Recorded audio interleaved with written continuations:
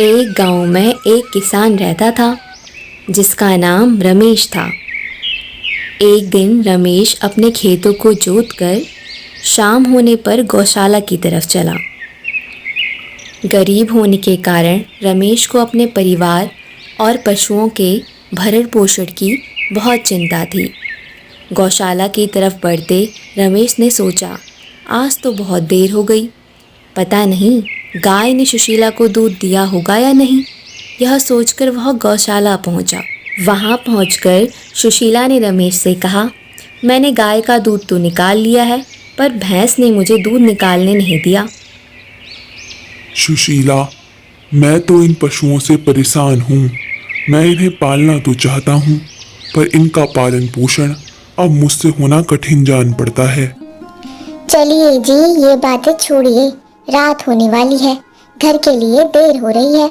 आप जानवरों को चारा डाल दीजिए, तब तक मैं बाहर के काम समेट लेती हूँ। रमेश की एक भैंस थी जिसका नाम चंपा था। रमेश ने कहा, ठीक है सुशीला, वैसे भी सबको पालने वाला तो भगवान है। आजकल गर्मी बहुत है, भैंस को बाहर खुला छोड़ देता हूँ। सारे जानवर अगर अंदर रहेंगे तो गर्मी से तड़प उठेंगे। यह चारा खाकर बाहर ही सो जाएगी।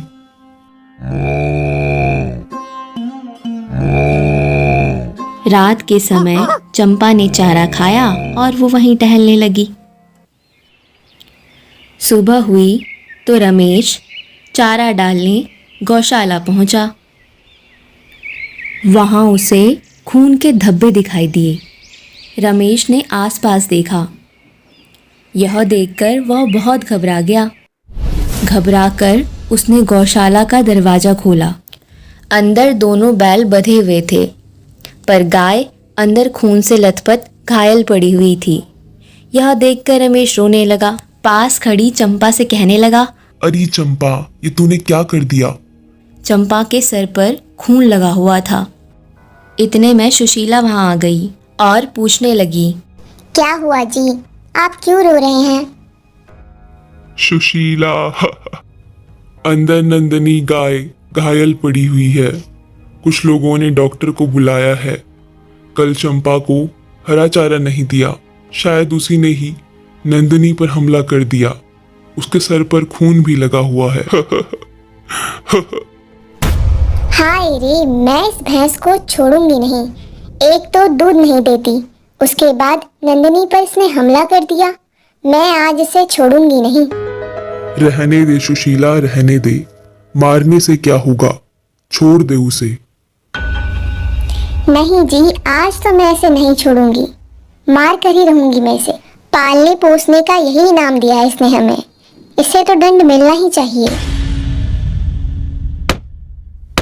रुक जाओ सुशीला, रुक जाओ, आखिर क्या कर रही हो तुम? इतने में रीना वहां आ जाती है। रुको सुशीला, मत मारो उसे। अगर यह ना होती तो तुम अपने सारे पशु खो देती। कल रात जब जंगल से बाघ आया, तब चंपा ने अपनी जान की परवाह किए बिना तुम्हारे गाय बैलों को बचाया, उनकी रक्षा की। मैंने देखा चंपा बाघ को अपने पीछे भगाते हुए जंगल की ओर ले गई और बड़ी समझदारी से बाकी जानवरों को बचा लिया।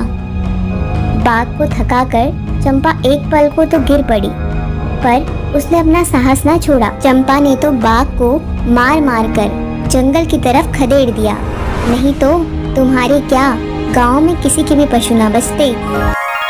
ओ मेरी चंपा, मुझे माफ कर दो।